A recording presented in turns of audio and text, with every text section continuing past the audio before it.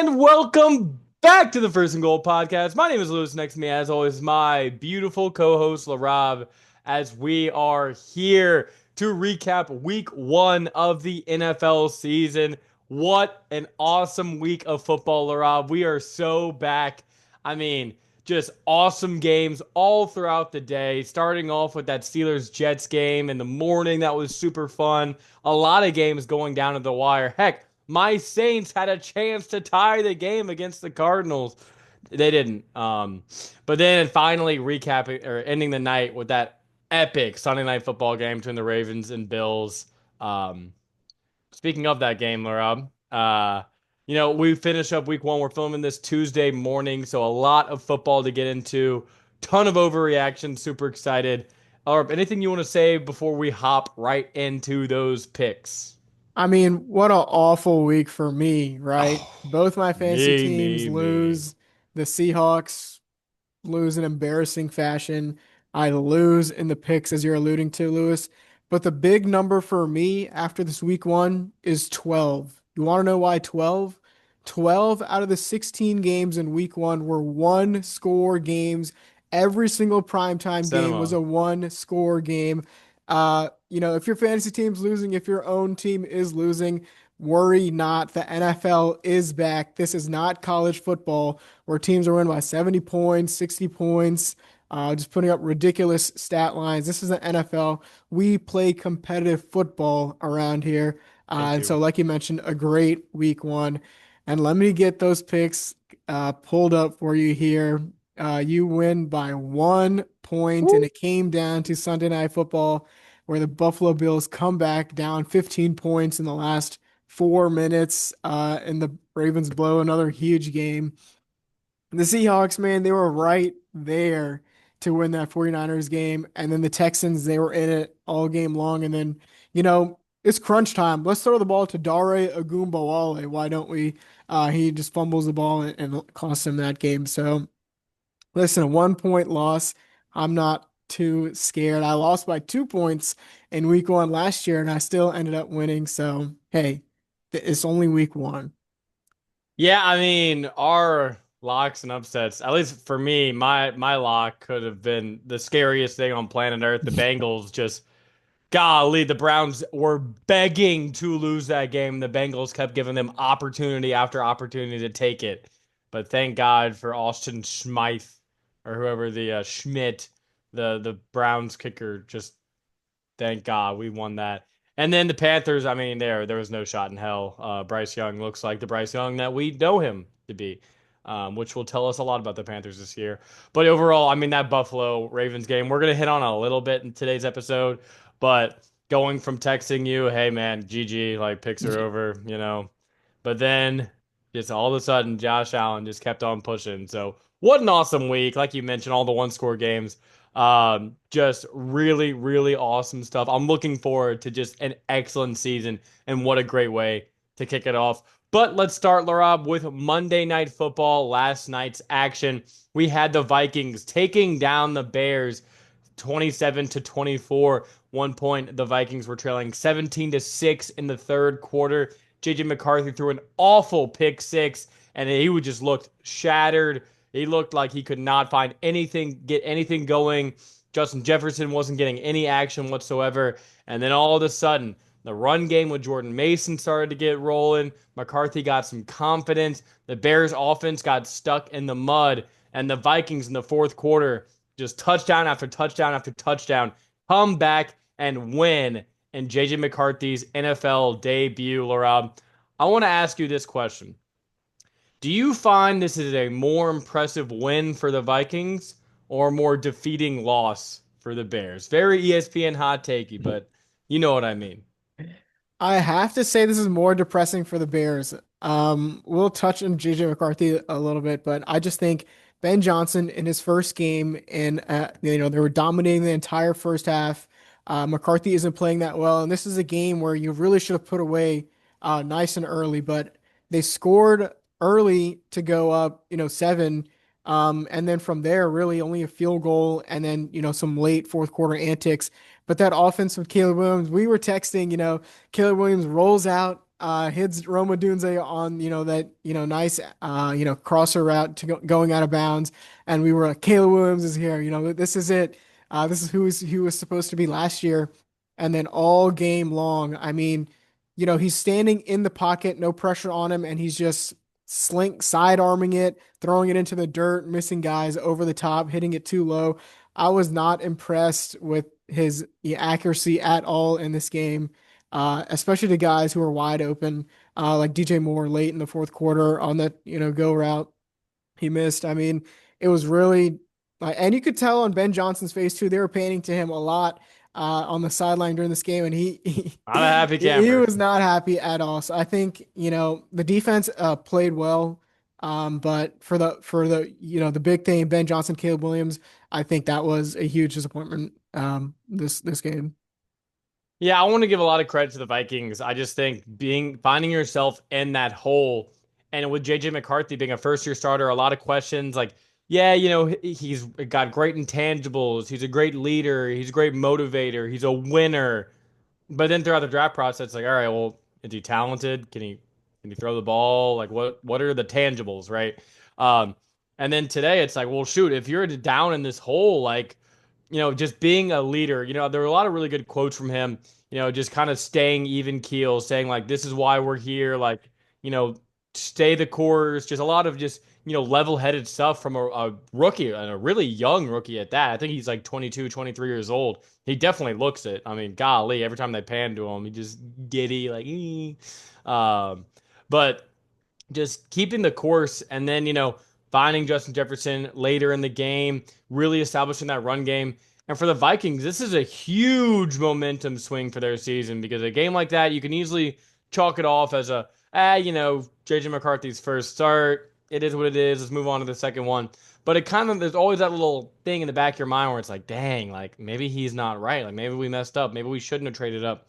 But he comes out and he plays an amazing second half. I mean, using his legs, really just finding his way through the offense, because Kevin O'Connell, great schemer. That's what we were talking about with JJ. It's like you're finding yourself in this awesome offense. You need to be able to take advantage and just do what the bare minimum of what Darnold and late stage Kirk Cousins were able to do to make this offense run.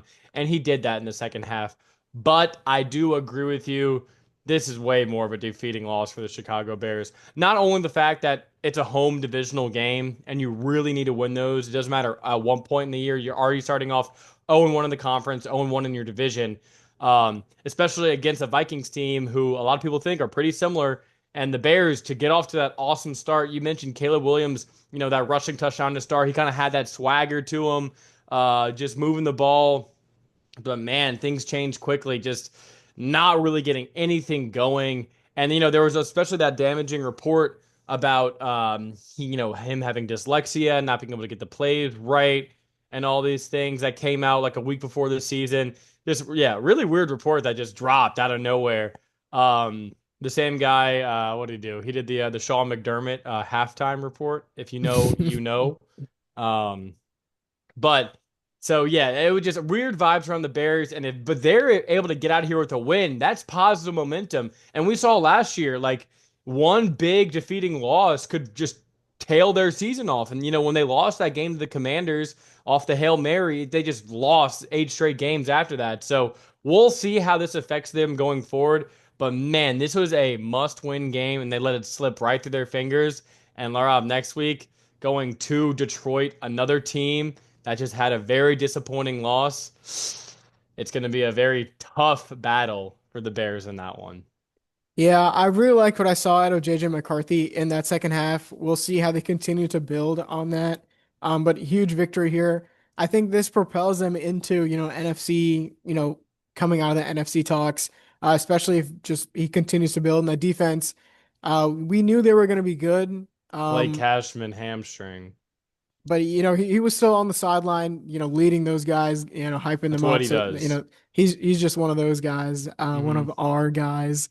But I'm excited to see what this Vikings team can do. It really, we were talking about it right before the half, what we thought this order was going to finish in this NFC North.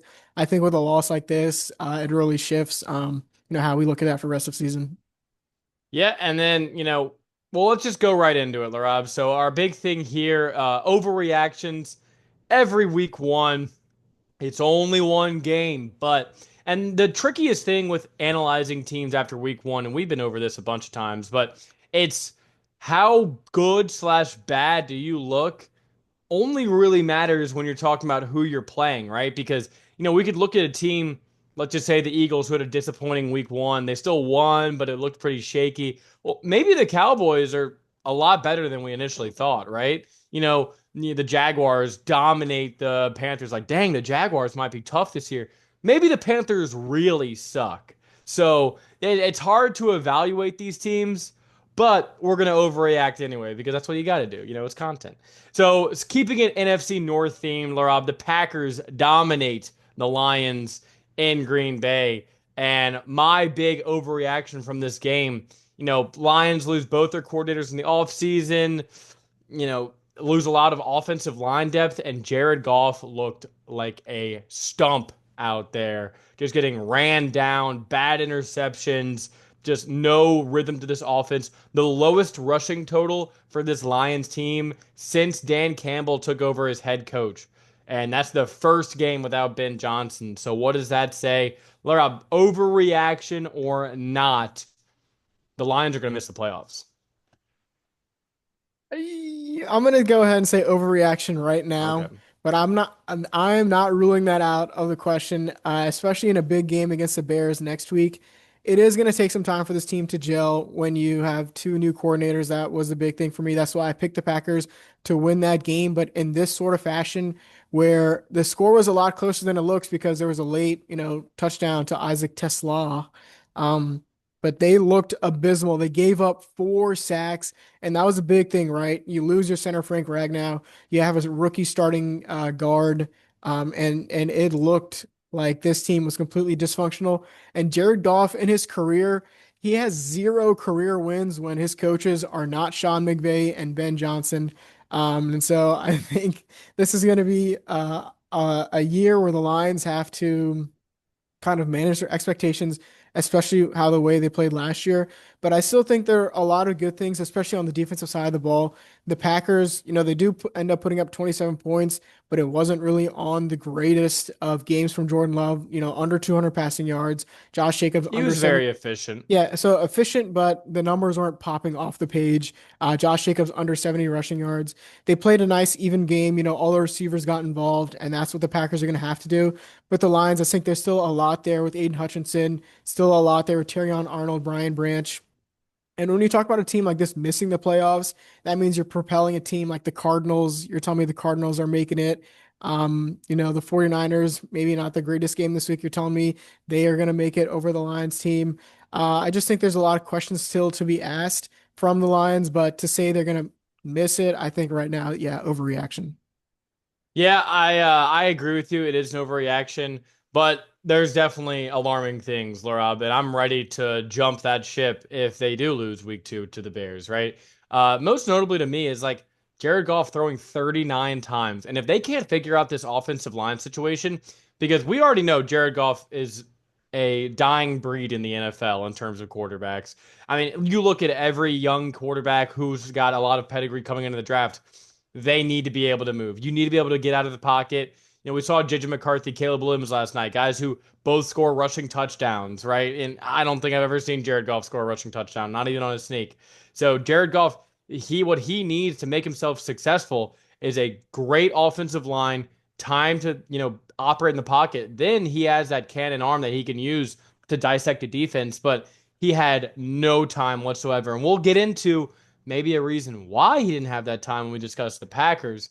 But I mean, that what we kind of knew, new offensive coordinator, new offensive line. This is going to take time. This isn't going to be like the past few years where it's Lions right off the gate just rolling people. So I'm not going to overreact just quite yet. But if this doesn't get fixed quick, and they can't beat some of these softer teams on their schedule, because coming up, you still play the Chiefs. You're playing the Ravens. You're playing the Eagles all pretty soon. So you need to get this fixed quick, or it's going to get early, or it's going to get late early for the Lions, Laura. But I want to pivot this now to the Green Bay Packers, who dominated the Lions in week one. And, you bring in Micah Parsons, and a lot of it wasn't just the fact that you have Micah Parsons, but you heard a lot of the guys, Packers players, talking about it after the game, before the game. It gave them the confidence that this whole team is in a win now situation. That, this is the confidence that from the staff, from the front office, from the players that, all right, we're now a Super Bowl favorite. And there's a level of, I don't know, confidence and just your playing ability when you know that you are the team to beat. You're the hunters. You're no longer the hunted. Like, it's time to roll. And they played with that confidence all game long. And it wasn't even, Micah Parsons had a solid game one. Obviously, he didn't play a lot of snaps, but he got pressures. He got one sack towards the end of the game. Or Jared Goff. I mean, goddamn. Like, I think you could have outran Jared Goff in that situation.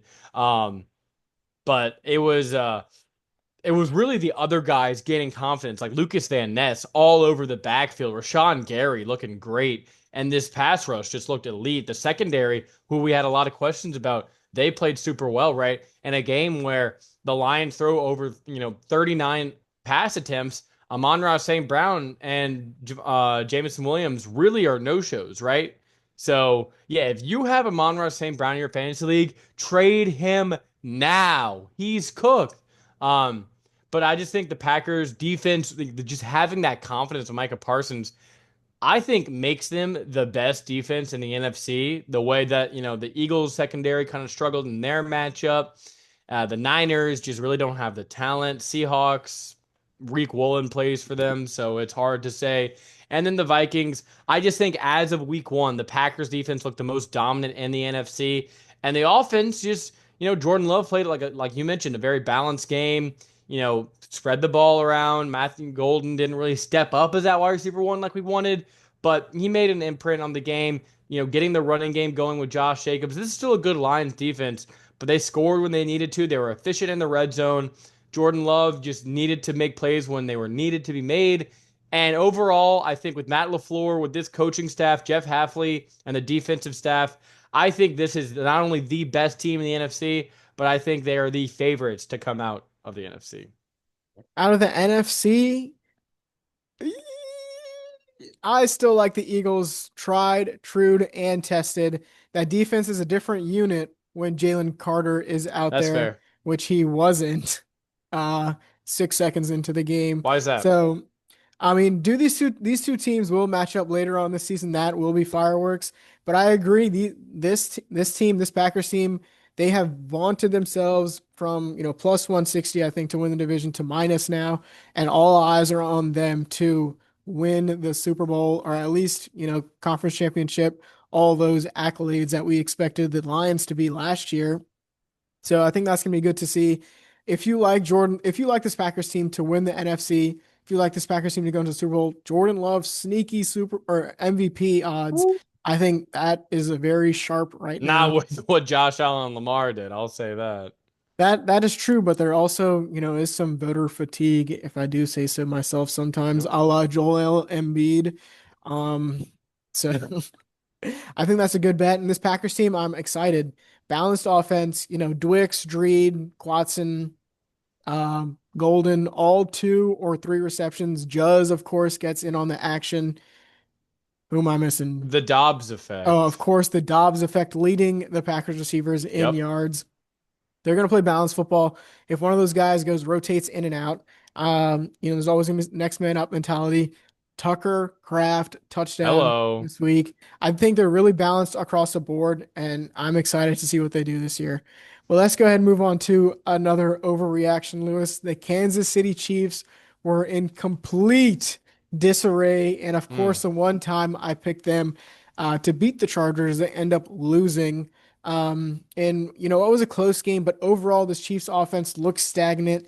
Their defense, who usually steps up when they need to, couldn't close out, couldn't get a last minute stop on Justin Herbert.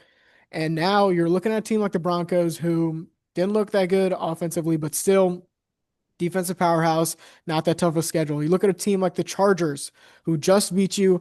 I want to say this right now. Oh my God. Everyone says that was the greatest game I've ever seen out of Justin Herbert. He was Probably. so good. I He have beat a seen good this team type of performance out of Justin Herbert, 10 to 15 times in his career. The against the only Raiders. the only difference was they don't put the ball in his hands in the final play. The Chiefs get the ball back and they score, and the Chargers end up losing that game. That was the only difference. This time they keep the ball in his hands. He runs for the first down and they win. I have seen this performance out of Justin What are Herbert we talking before. about I'm going to now? see this performance out of Justin Herbert another 30, 40, 50 times in his career. I don't want people to say this is all brand new Justin Herbert. He's been like this. You just have not been watching. All right? He's been here. Let's Now see. his eyes everyone's Against eyes the have finally been Texans. opened. And but and back on the Chargers. Their schedule is so damn easy, Lewis. What are we talking about right We now? went over it. Now that's why I want to propose a question to you. With the Broncos having maybe a better defense, with the Chargers Sure. having an easier schedule, do the Chiefs lose the AFC West for the first time in 6 or 7 years? No. No, they're still gonna win, but I'm very panicked. And you didn't even mention the Raiders, who went into New England, a team we both had making the playoffs, and won and looked pretty impressive on both sides of the ball. So this is by far the best your division has ever looked. And in terms of what we expect out of the Chiefs, you mentioned it. It's you can give Herbert the credit for that, little scamper at the end. Fine, I'll give him it. I'll let you give him his flowers. But also, Chris Jones stunting inside and leaving the edge wide open. That's just a very un-Chiefs like mistake that you really don't see from them in these big situations, right? Where did the Chiefs always win? Situational football. And it's like when that happened, it's like, wow, okay, that the Chargers are just gonna have the ball in the game, right? Because then even in the back of your mind, you're like, oh, 6 point game, like Mahomes gets this with a minute 20 left. It's the Chargers. It's the Chiefs. We know what happens in these situations. So that was like okay, interesting. And then obviously first series of the game, Xavier Worthy runs into Travis Kelce and gets hurt. So Or he's does going to be Travis out. Kelsey run into him? Is that the conspiracy? I He's got don't know, Jim. engaged with Xavier Worthy, and unfortunately Xavier Worthy got hurt. But yeah, huge part of the offensive game plan, right? Immediately eliminated. So you could say maybe the game script was thrown off in that one. Weird, in Brazil, just kind of throw it out type of game. We respect the Chiefs. Obviously, their mettle has been tested many a time that you need to give them the respect that they are due. They have Mahomes, they have Andy Reid, they will figure it out. The thing that concerned me probably the most, Laura, is there's been about 4 or 5 times in Mahomes' career where he's led the team in rushing. 3 of those times were in Super Bowls. One of them was last night or what last game.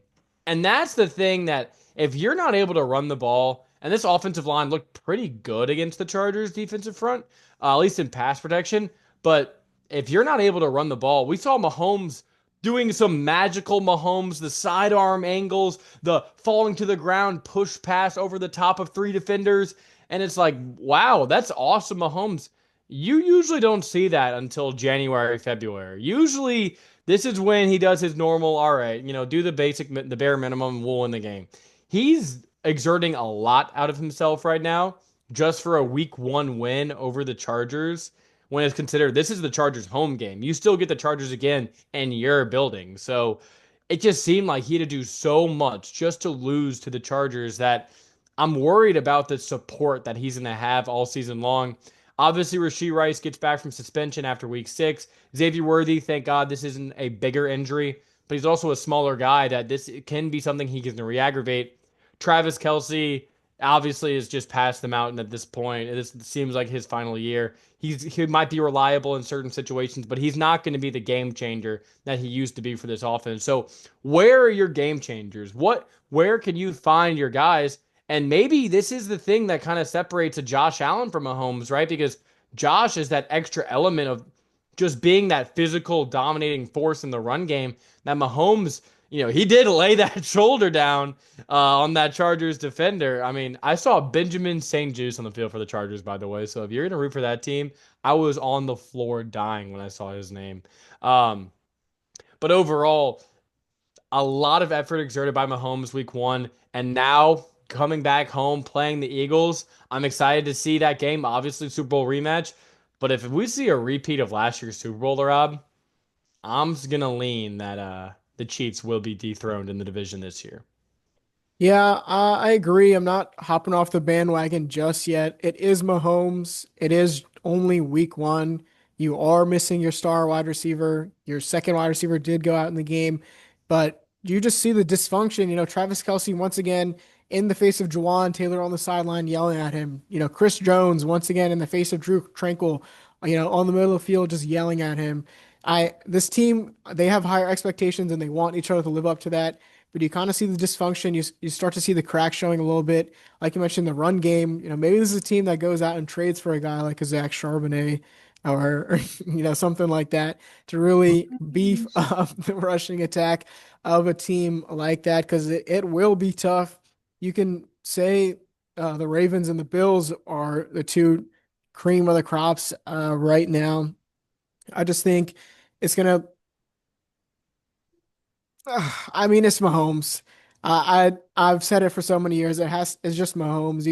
You got to keep on riding with him until the wheels fall off. Until I see them completely fall off, I still have to stick with him. Yeah, and that's why I'm not gonna, go full overboard and dismiss the Chiefs.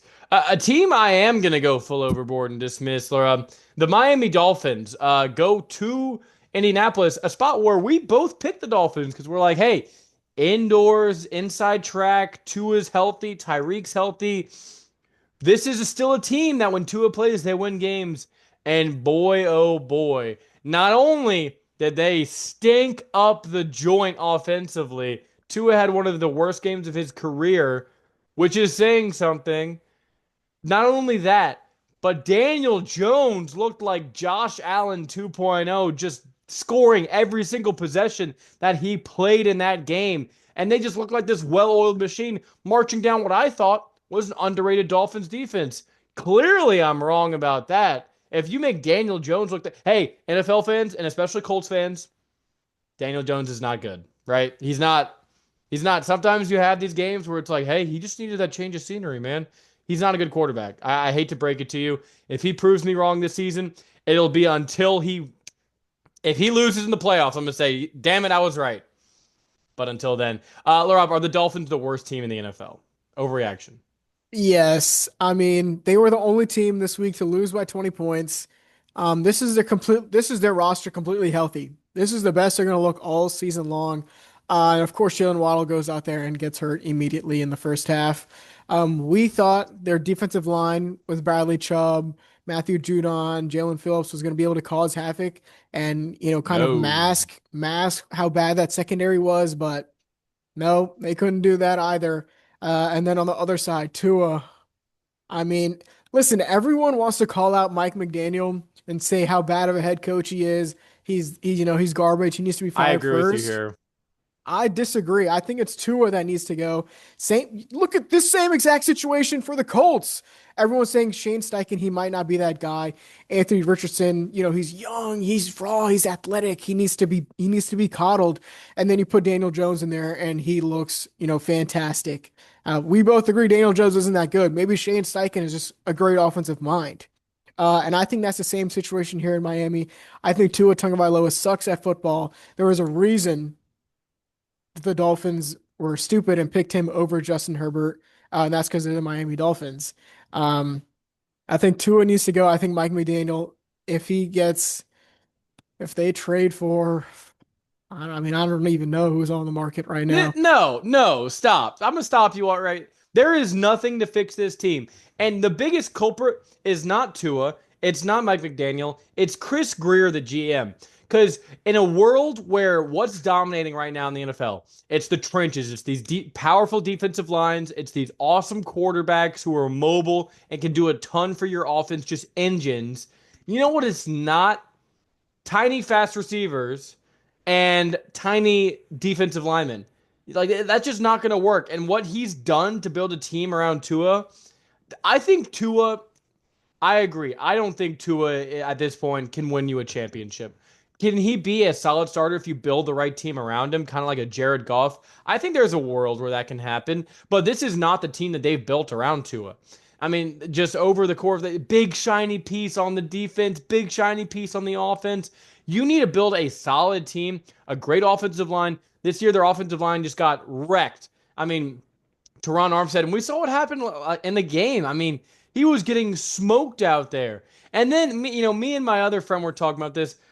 I get it. The Guardian caps, they look goofy. I mean, I wouldn't wear one. Um, but if you have this insane history of concussions and you're arrogant enough to say, even if it helps me 1%, I need my drip. You just seem like a fool. I don't know. This whole organization has been very unserious, basically our entire lives. The longest NFL playoff losing streak. They have not won a playoff game since 2003. I've watched the Browns win a playoff game. I've watched the Lions win multiple. I mean, you name the crap franchise, they've won a playoff game probably within the last 5 years. It's pretty much just the Dolphins, and I don't know what it is, what needs to change. I do like Mike McDaniel, but Laraib, I gotta say, after a performance like that, this season's over. I'm sorry. I'm just gonna declare that right now. Are they the worst team in the NFL? Talent wise, of course not. They have the talent. A Chain, Tyreek Hill, Jalen Phillips, Bradley Chubb. Like these are like really good players, but they're not living up to their expectation. There needs to be a full firehouse. I think Chris Greer needs to go, McDaniel needs to go, Tua needs to go, and you just need to start from scratch and say we're bring in some guys who know football. Ultimately, it does start at the owner though, and he tried bringing in Sean Payton and Tom Brady a few years ago. I don't know. I don't know if those guys are on the market. So I think this season's a wash, Laura. And yeah, it's sad because, I did really like Tua at one point, but I just think now he's way past that hill and there's no coming back, especially with the Dolphins. Let's just say we can call this cosmic karma for all the tampering they were trying to do during the Brian Flores time, trying to get Tom Brady in the building, trying to get all those guys you mentioned in the building. Let's just say the universe has a way of getting back to people on that. But let's go ahead and move on to our final overreaction, Lewis. The Baltimore Ravens in another game where they're up massive in the fourth quarter, blow a huge lead to the Bills. And where have we seen this before? I don't know, maybe the last 6 or 7 times in the past 2 or 3 seasons, the Ravens blow a huge fourth quarter lead, and it all comes down to their head coach in John Harbaugh. His coaching malpractice, his conservativeness in more ways than one, I should say. Uh, it, if you Big know, Israel guy. if you know, you know. Um, and big, big moments of the game, Lewis, do the Baltimore Ravens need a coaching change? Yeah. Whoa! Yeah, they do. And it's hard to admit because Harbaugh and this Ravens culture has just been so set for the longest time, right? And like what he's been able to do over there for the longest time. He's been there for over 15 years now, or I think close to 15 years in that building. And kind of similar to Tomlin, right? Just this steady defensive force, really just, voice in the building, establish that culture. So does that scare me a little bit that if they get a new voice in there, things will change?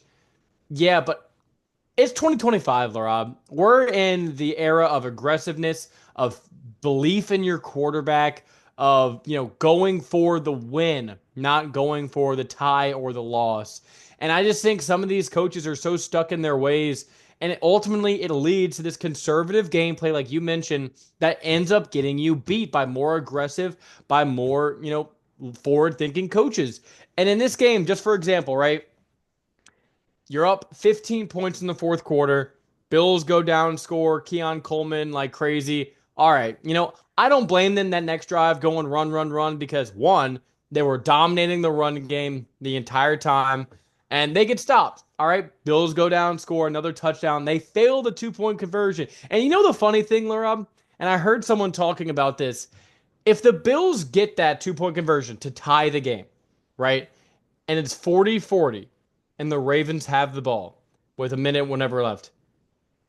Don't you think their mindset would change in that moment? I think they would win. Like, if it's 40-40, you're going to go for passing on first down. You're going to try to be aggressive and push the ball down the field and get Lamar in field goal range. And you know what Lamar would have done?